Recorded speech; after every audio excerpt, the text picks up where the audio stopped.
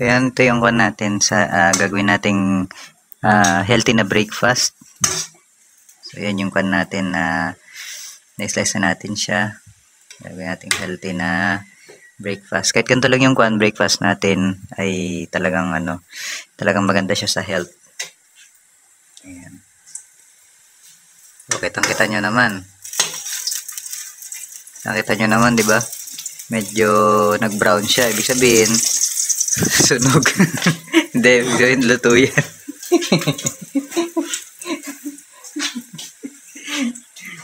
Yan. Sabihin po niyan, pan siya. Talagang lutong mabuti. Siyempre pag nag-brown, luto. Yan. Dagdagan natin para healthy yung ating breakfast. Diba? Kahit ganyan lang breakfast natin, okay na okay yan. Kasi ang mahalaga yung importante. Mahalaga yan, meron tayong healthy na breakfast. Yan. So,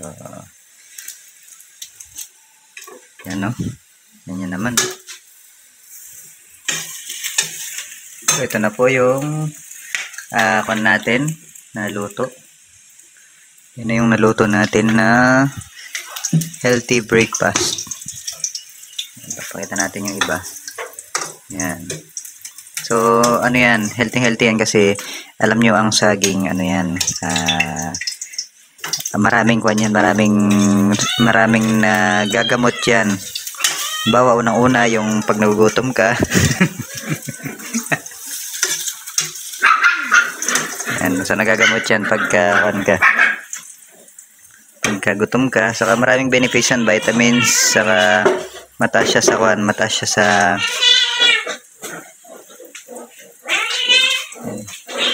mga vitamina. So gusto nyo rin ba ng ganyang breakfast? Kung gusto nyo ng ganyang breakfast, syempre unang-una magtanim kayo. Kasi lang yan, libre lang yan, hindi mo na bibilihin yan pagka may tanim ka. So unang-una ay magtanim.